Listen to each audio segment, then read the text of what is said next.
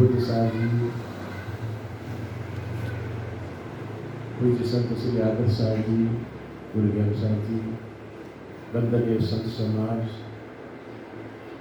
साधनारत हमारे साथी दीदी बहनी, सत्संग स्थल में उपस्थित भक्त सज्जनों एवं माता बहन, गुरुजनों की तरफ से आप लोगों ने बहुत सुने हैं कथा।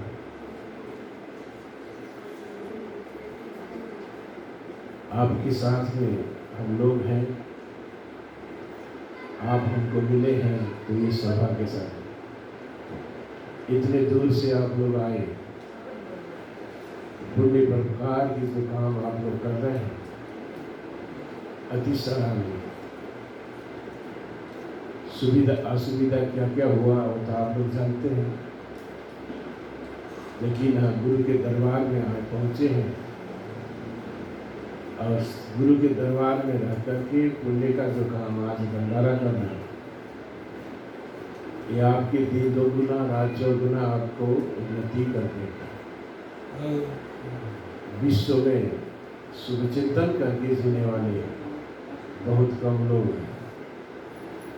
अपने लिए सब लोग जीते हैं, सब प्राणी जीते हैं, जो परमात्मा में दूसरे के लिए जीता है वो बड़ी सबलशाली व्यक्ति है। आप लोगों को क्या धन्यवाद दूं, हमारे पास शब्द भी नहीं है, बोलो शब्द भी नहीं। कोई व्यक्ति ऐसा काम करते हैं। कितने लोगों के पास धन है, सदुपयोग करना नहीं आता और धन की पीड़ा उनको खा लेता है। दिन रात गिनती लगाते हैं, क्या करें कैसा करें, क्योंकि जो धन परमार्थ में न लगे उनको नींद तो आएगी नहीं। नींद आने के लिए, भूख लगने के लिए धन का भी सदुपयोग हो। अभी विभिन्न उदाहरण के साथ आप लोगों ने कथा सुनी। साध्वी बहनी ने सुनाई आपको कथा, बूढ़ा बाबा रो रो के बैठा है। जब गुरु ने कहा क्यों रो रहे हो, तो बाल बच्चों की पीड़ा, ठीक से हमारी बात सुनते नहीं, मानते नहीं, इसलिए हम दुखी होकर के आप यहाँ रो कर जाए। गुरु ने कहा जब फिर ऐसा हो तो चलो हमारे साथ, रोना धोना कुछ ना पड़ेगा। शाम सुबह लड्डू खाओगे, बर्फी खाओगे, हाँ, मूड मुड़ाए 3 गुण, सिर की मीठी खास, खाने को लड्डू मिले लोग कहे महाराज। यहाँ तो महाराज ही महाराज है, लड्डू लड्डू है, बर्फी बर्फी है। और तो जरा बाबा कहता है, अरे बाबा तुम तो ऐसे है कपूत हो, इसलिए जाओ, हमारे बच्चे हैं, कभी गाली देते, कभी थप्पड़ देते, जो भी देते हैं। तो उदाहरण बहुत बढ़िया।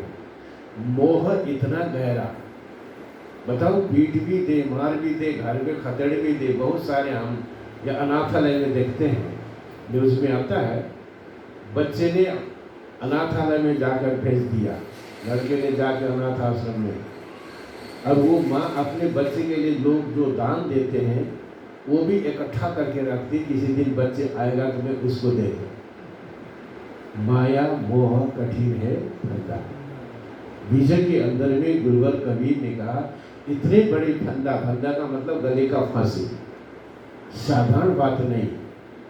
अब इस फंदे को तोड़ करके जो भक्ति मार्ग में लगता है, अपने पसीना का जो मेहनत है, एक एक पैसे और परमार्थ में लगाता है, मैं तो कहता हूँ सच्चा मसीहा है।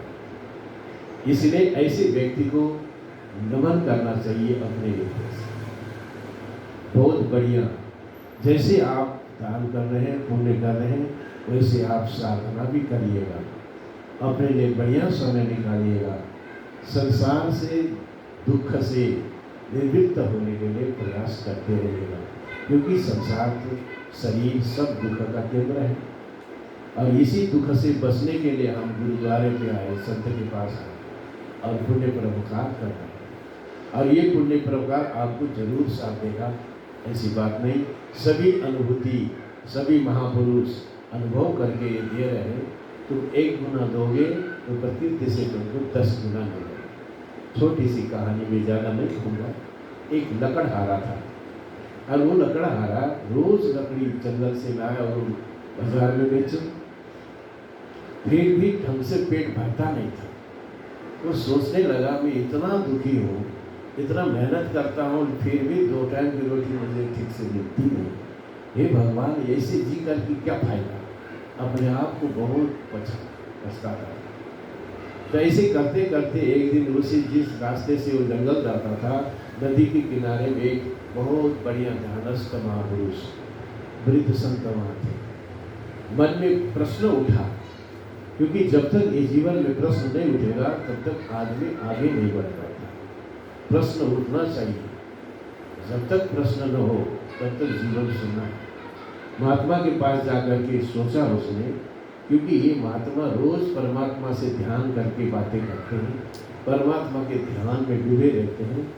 इनसे मैं पूछूं कि ये मेरा दुख कैसे छूटेगा और ये पेट भर के खा करके आनंद से मैं कब जी पाऊंगा। महात्मा से पूछता हूँ, महाराज जी बताइए, या तो मेरा शरीर छूट जाए, दुख झेलना मुझे बड़ा मुश्किल हो रहा है। रोज लकड़ी ले जाता हूँ, बेचता हूँ, पेट भर खाना नहीं खाता। आप परमात्मा से थोड़ा सा बातचीत कर लीजिए, पूछ लीजिए कि ये मेरा दिन कितना है ये धरती में जीने का, इस तरह से दुख भोगते भोगते।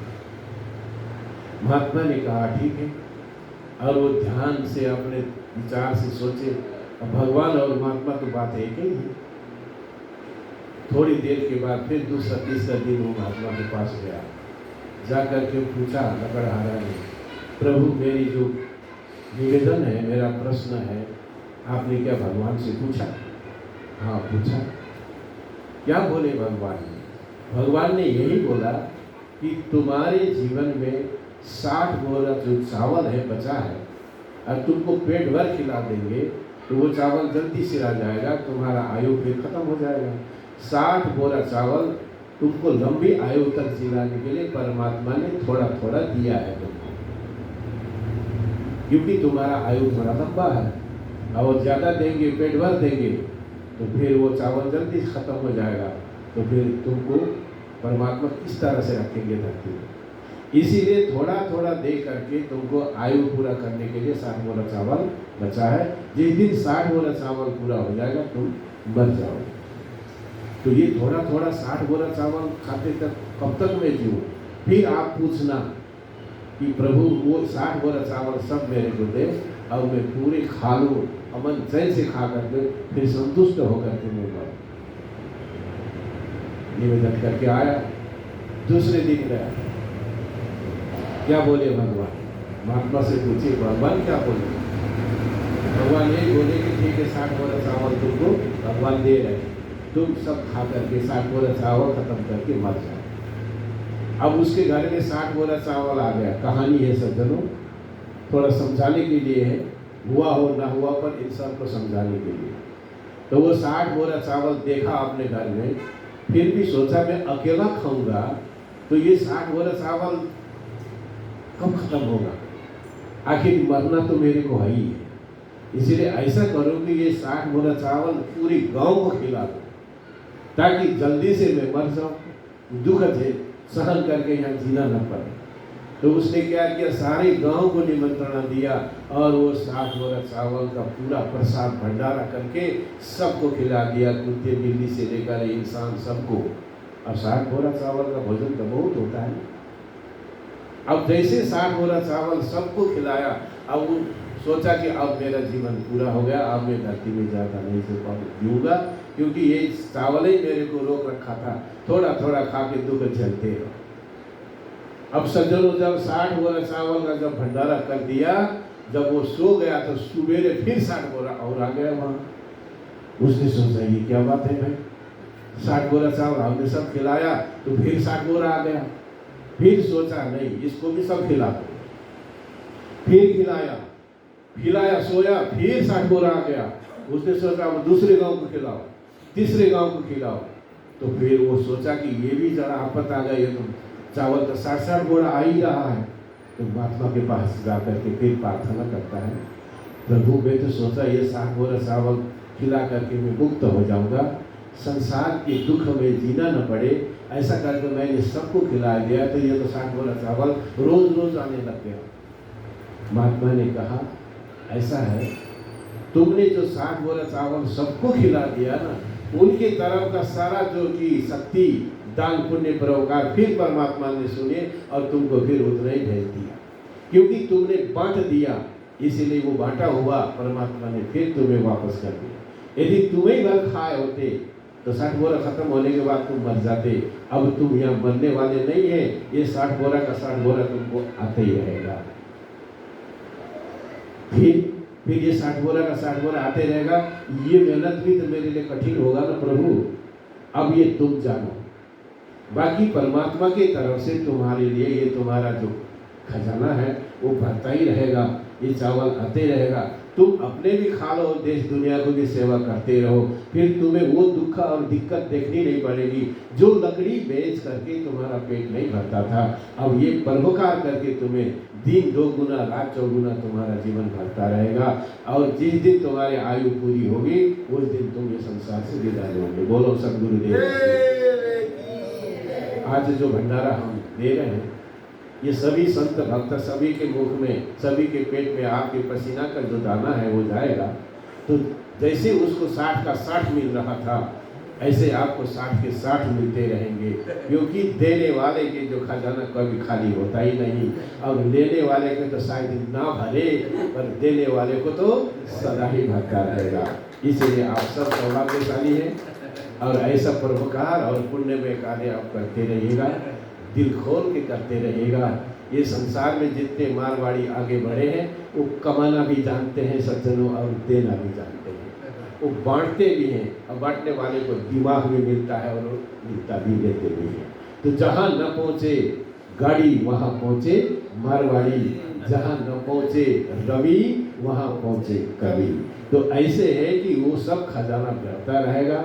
जिसके दिल उदार है वो कभी भी जो है कि दुख और खिन्नता में जीना नहीं पड़ेगा। इसीलिए आप लोग इतने दूर से आए, जो भी कष्ट मिला होगा, असुविधा हुई होगी, जो भी परेशानी आई होगी, वो हमारे तरफ हमको छोड़ देना। जो आपको सुविधा मिला होगा, शांति कुछ गुरु के द्वारा कुछ अमृत मिला होगा, उस अमृत को लेते आप जाइएगा। अपने घर परिवार, अपने पड़ोस, सबको ये प्रसाद बांटते रहेगा। जब जब आपके जीवन में जो एक फुर्सत मिले, आपके हृदय जागे, जाने का मन, आप आते रहिएगा। ये दरवाज़ा आपका है, सदा सदा खुला रहेगा। आपका घर है, आपका दरबार है, हम सब आपके हैं और आप सब हमारे हैं। तो आज आप लोगों ने ये शुभ पुण्य कार्य किए, हम सभी की तरफ से, मेरी तरफ से, गुरुजनों की तरफ से शुभाशीष बात। ये श्रद्धा भक्ति नई नई बनती रहे, कभी पुराना न हो। कहा है महापुरुषों ने, भक्ति पुरानी ना परी, चोखो परी लो ज्ञान। श्रद्धा रही सो बढ़ गई, तासो जीव सुखमान। भक्ति पुरानी पड़ गई, फिक्का परी लो ज्ञान। श्रद्धा रही सो घट गई, तासे जीव हैरान। इसलिए हम हैरानी की तरफ नहीं, सुख चैन की तरफ हमारी गति हो। इसलिए धर्म को हम मूल्य दें, ध्यान को हम गति दें, तब देखना ये जीवन कितना खुशहाल होगा और कितना माला माल होगा। इन्हीं शब्दों के साथ में विराम लेता हूँ। बोलो सद्गुरुदेव की जय, संत समाज की जय।